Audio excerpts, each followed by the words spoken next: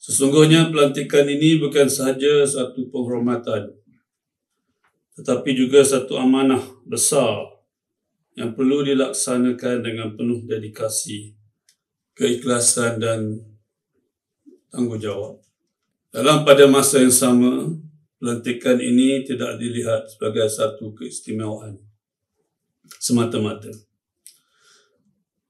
tetapi sebagai satu tanggungjawab yang besar dan yang mulia.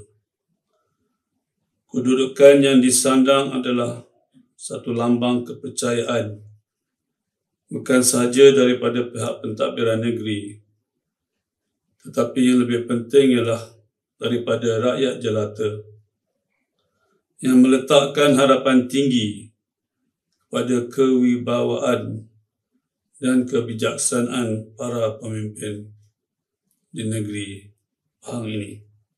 Jadilah pemimpin yang bukan sahaja cekap dan berilmu, tetapi juga berjiwa besar, rendah hati, dan serta menjunjung tinggi nilai integriti dan kesetiaan dalam setiap tindakan.